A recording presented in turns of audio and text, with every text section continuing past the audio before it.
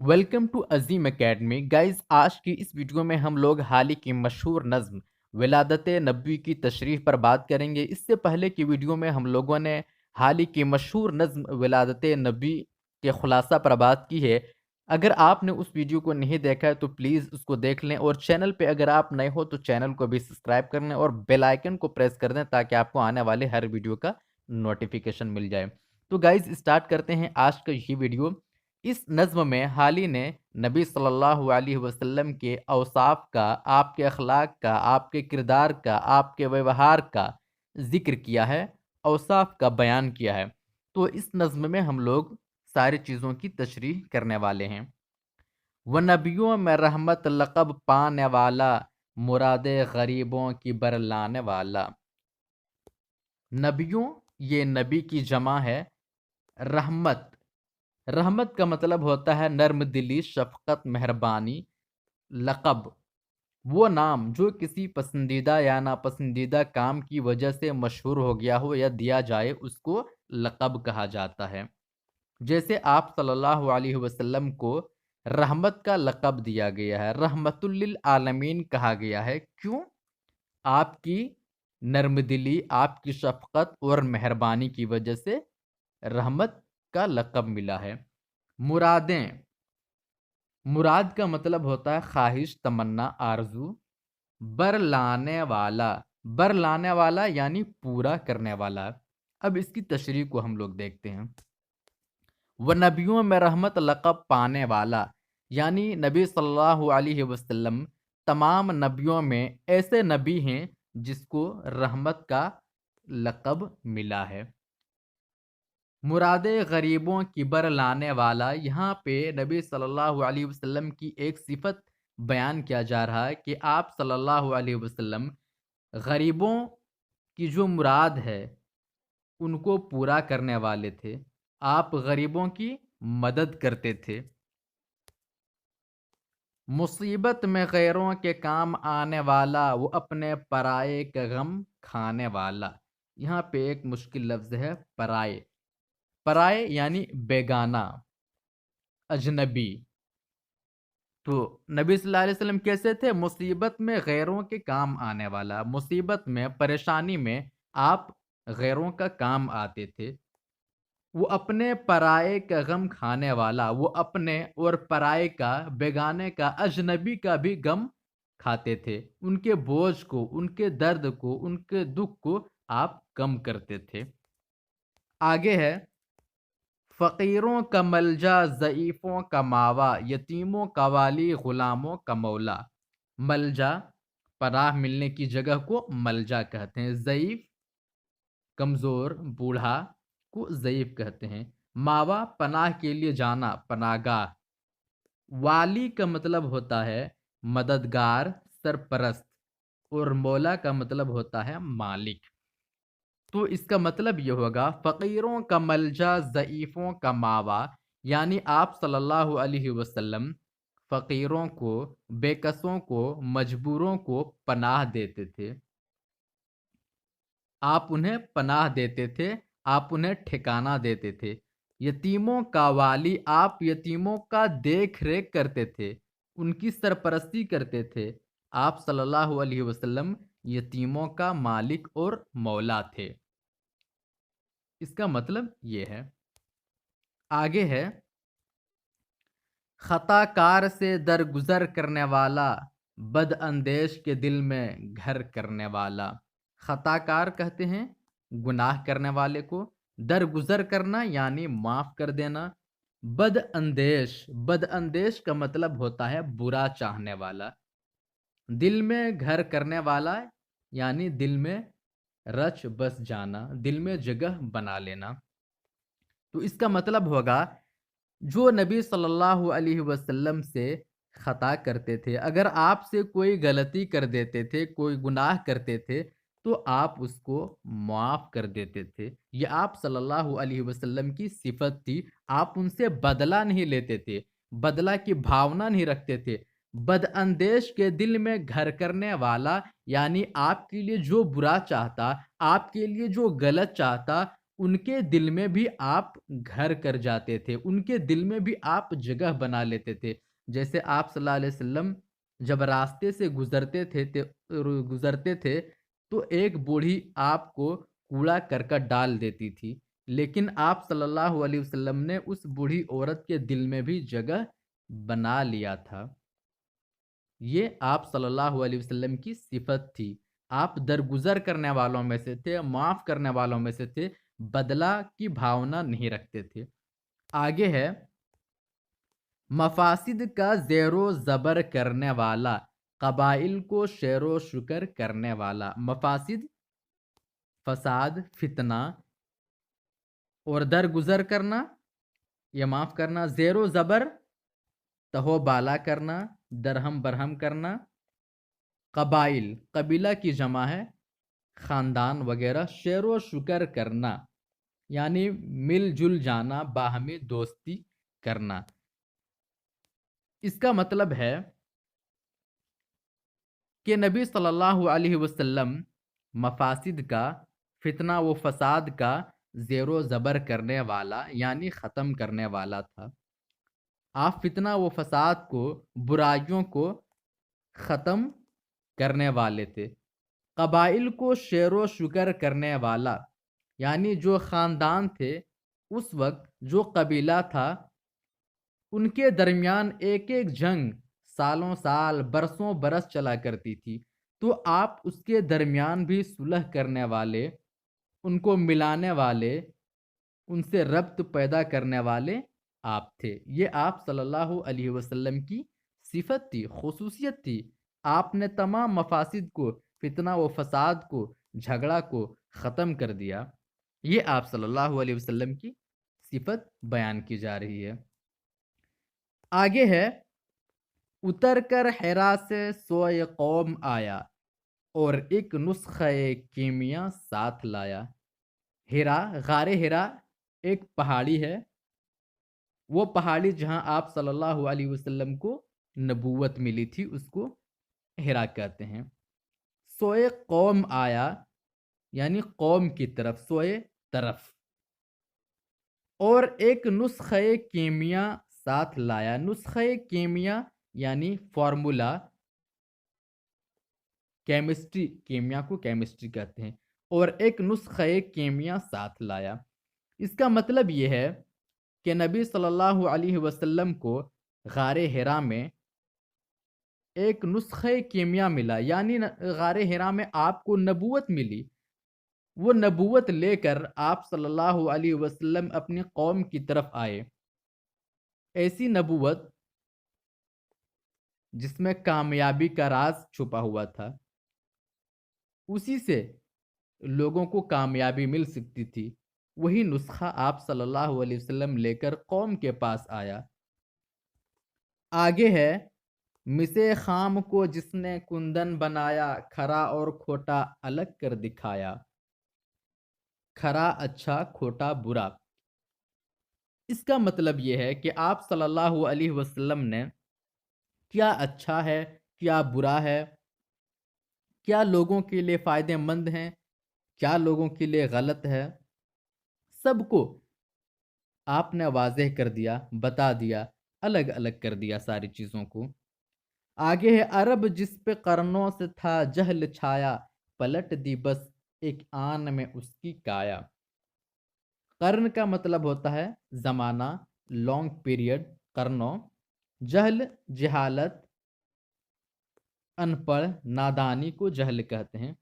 پلٹ دی بس ایک آن میں اس کی کایا۔ اس کا مطلب ہے کہ آپ صلی اللہ علیہ وسلم نے وہ عرب جہاں پر ایک زمانے سے جہالت تھی، لوگ ایک دوسرے کا خون خرابہ کرتے تھے، لوگ ایک دوسرے سے دشمنی کرتے تھے، لوگ آپس میں قتل و غارت کرتے تھے، اور وہاں جو جنگیں چلتی تھی وہ برسوں برس تک چلا کرتی تھی۔ آپ صلی اللہ علیہ وسلم نے ساری جہالت کو پل بھر میں ختم کر دیا۔ جب آپ کو نبوت ملی تو آپ صلی اللہ علیہ وسلم اپنے قوم کے پاس آئے، عرب کے پاس آئے، اور وہاں کی جتنی بھی جہالت تھی، سب جہالت کو آپ نے ختم کر دیا۔ اتنی جہالت تھی کہ عرب کے لوگ اپنی بیٹیوں کو زندہ درگور تک کیا کر دیتے تھے۔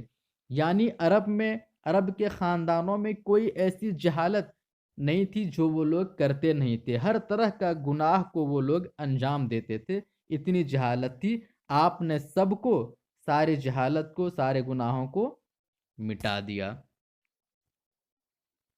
آگے دیکھتے ہیں، رہا ڈر نہ بیڑے کو موجے بلا کا، ادھر سے ادھر پھر گیا رخ ہوا کا۔ بیڑے چھوٹی کشتی کو کہتے ہیں، موج لہر جو سمندر میں اٹھتی ہے، بلا مصیبت، یعنی ایسی لہر اور ایسی موج سے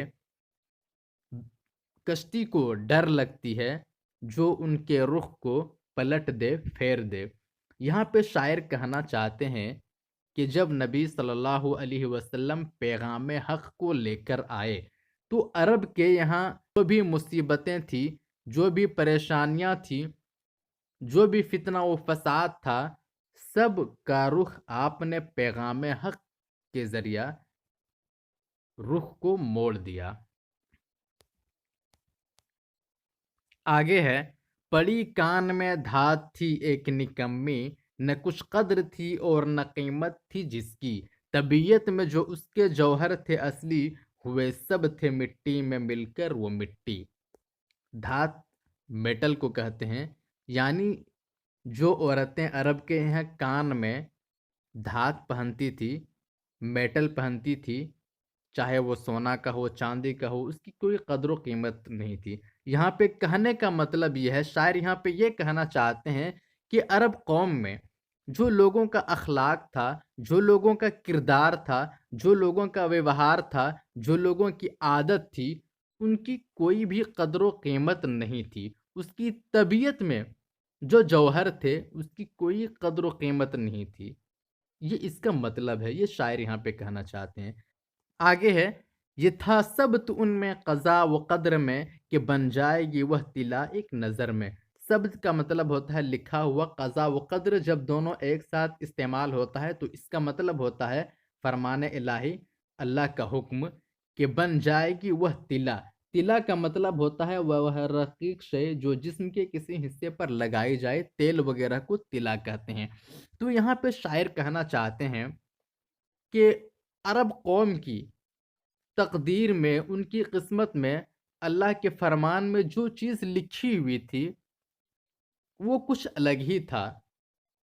وہ برائیوں میں مبتلا تھے، ہر طرح کی برائی، فتنہ و فساد کرتے تھے، لیکن جب اللہ کے نبی آئے، پیغام حق ان کو سنایا، پیغام حق لے کر آئے، تو وہ ساری چیزیں مٹ گئی، وہ ساری چیزیں ختم ہو گئی۔ آگے دیکھتے ہیں، وہ فخر عرب زیب محراب و ممبر، تمام اہل مکہ کو ہمراہ لے کر گیا ایک دن حسب فرمان داور، سوئے دست اور چڑھ کے کوہ صفا پر۔ فخر عرب وہ انسان جس پر عرب کو فخر تھا، زیب محراب، محراب کہتے ہیں مسجد میں امام کے کھڑے ہونے کی جگہ کو ہمراہ ساتھ لے کر چلنا۔ داور حاکم منصف، سوئے دست، سوئے کا مطلب ہوتا ہے طرف، کوہ صفا پہاڑی کو کہتے ہیں۔ یہاں پہ شاعر کہنا چاہتے ہیں کہ ایک دن نبی صلی اللہ علیہ وسلم کوہ صفا پر چڑھ گئے اور تمام قوم کو اور اہل مکہ کو خطاب کیا اور فرمایا، کیا تم لوگ مجھے صادق سمجھتے ہو یا کاذب؟ یعنی تم لوگ مجھے سچا انسان سمجھتے ہو یا جھوٹا انسان سمجھتے ہو؟ میرے بارے میں تم لوگوں کا رائے کیا ہے؟ تو جو جواب لوگوں نے دیا تھا اس کو یہاں پہ شاعر بتا رہے ہیں، ذکر کیا ہے اس کو۔ کہا سب نے قول آج تک کوئی تیرا، کبھی ہم نے جھوٹا سنا اور نہ دیکھا۔ تو سب نے کیا جواب دیا تھا جب آپ نے کہا تھا تم لوگوں کا میرے بارے میں رائے کیا ہے، میں سچا انسان ہوں یا جھوٹا انسان ہوں؟ تو سب نے کہا تھا کہ ہم نے آپ کو کبھی بھی جھوٹا نہیں پایا، ہم نے کبھی بھی آپ کو جھوٹا نہیں پایا، ہم نے ہمیشہ آپ کو سچا انسان پایا۔ پھر آپ نے کہا تھا کہا اگر سمجھتے ہو تم مجھ کو ایسا تو باور کرو گے اگر میں کہوں گا۔ جب سارے لوگوں نے کہا تھا کہ ہم نے آپ کو بچپن ہی سے امانت دار پایا، سچا پایا، صادق پایا، تو آپ نے کہا جو میں کہوں گا کیا اس کو تم لوگ فالو کرو گے، میری بات کو مانو گے؟ باور کا مطلب ہوتا ہے اطاعت کرنا، فالو کرنا۔ کیا تم لوگ میری بات کو مانو گے؟ تو آپ نے ان لوگوں کو کہا تھا کہ فوجیں گراں پشت کو ہے صفا پر پڑی ہے کہ لوٹے تمہیں گھات پا کر۔ تو آپ نے کہا تھا کہ کوہ صفا یعنی کوہ صفا کے پیچھے، پہاڑی کے پیچھے ایک فوج کھڑی ہے جو تم پر حملہ کرنے والی ہے، گھات لگا کر بیٹھی ہے۔ کیا تم میری بات پر یقین کرو گے؟ یہاں پہ کہنے کا مطلب تھا کہ اگر کوئی فوج تم پر گھات لگا کر بیٹھے اور تم پر حملہ کرنا چاہے تو کیا تم لوگ اس کی تیاری کرو گے، اس سے لڑنے کی تیاری کرو گے، بچاؤ کی تیاری کرو گے؟ تو لوگوں نے کہا تھا، کہا تیری ہر بات کا یہاں یقین ہے کہ بچپن سے صادق ہے تو اور امی ہے۔ سب نے کہا تھا کہ آپ کی بات پر ہمیں یقین ہے، بھروسہ ہے، آپ بچپن سے ہی سچے انسان ہیں اور امانت دار ہیں۔ تو آپ نے کہا تھا، کہا اگر میری بات پہ دل نشی ہے، اگر تم لوگوں کے میری بات اچھی لگتی ہے، دل نشی، دل میں بیٹھنے والی بات کو دل نشی کہتے ہیں۔ آپ نے کہا کہ اگر میری بات تم لوگوں کو اچھی لگتی ہے، اگر میں اچھی بات بولتا ہوں تو اس کی اطاعت کرو، اس کو فالو کرو۔ آپ نے کہا تھا کہ سب قافلہ یہاں سے ہے جانے والا، ڈرو اس سے جو وقت ہے آنے والا۔ آپ نے جب کہا تھا کہ پہاڑی کے پیچھے فوج، ایک فوج تم پر گھات لگا کر بیٹھی ہے اور حملہ کرنے والی ہے، تو تم لوگ اس کی تیاری کرو گے کہ نہیں؟ تو یہاں پہ یہی کہنا چاہتے ہیں کہ یہاں پہ کوئی بھی قافلہ، کوئی بھی خاندان ہمیشہ رہنے والا نہیں ہے، سب کو اس دنیا سے جانا ہے، اور جہاں ہمیشہ ہمیشہ رہنا ہے اس کی تیاری کرو، اس دن سے ڈرو۔ یہاں پہ شاعر یہ کہنا چاہتے ہیں۔ آگے ہے، وہ بجلی کا کڑکا تھا یا صوت ہادی، عرب کی زمین جس نے ساری ہلا دی، نئی ایک لگن دل میں سب کے لگا دی، ایک آواز میں سوئی بستی جگا دی، پڑا ہر طرف غل یہ پیغام حق سے کہ گونج اٹھے دشت و جبل نام حق سے۔ غل، گل کا مطلب ہوتا شور، جبل پہاڑ، دشت چٹیل میدان صحرا کو کہتے ہیں۔ یہاں پہ شاعر کہنا چاہتے ہیں کہ نبی صلی اللہ علیہ وسلم نے پیغام حق کے ذریعہ، حق بات کے ذریعہ ساری زمین کو ہلا دی، یعنی سارے لوگوں میں ایک نئی لگن پیدا کر دی حق بات کے ذریعہ، اور سوئی ہوئی بستی کو، یعنی جو بستی گمراہیوں میں مبتلا تھی، فساد وغیرہ میں مبتلا تھی، لڑائی جھگڑے میں مبتلا تھی، ہر طرح کی برائیاں جہاں پہ ہوتی تھی، آپ نے پیغام حق کے ذریعہ سب کے دلوں میں ایک لگن پیدا کر دی اور ساری بستی کو بیدار کر دیا، اور ایسی حق بات کہ سب کے دلوں میں وہ گھر کر گئی۔ یہ تھی حال ہی کی مشہور نظم ولادت نبوی کی مکمل تشریح۔ اب نیکسٹ ویڈیو میں ہم لوگ حال ہی کی زندگی، ان کی حیات و خدمات اور ان کی خصوصیات شاعری کے ساتھ ایک کمپلیٹ ایم سی کیوز بنائیں گے۔ گائز میں امید کرتا ہوں کہ یہ ویڈیو آپ کو پسند آیا ہوگا۔ گائز اگر آپ کو یہ ویڈیو پسند آیا ہے تو پلیز چینل کو سبسکرائب کریں، لائک کریں اور دوستوں کے ساتھ ضرور شیئر کریں۔ Thank you.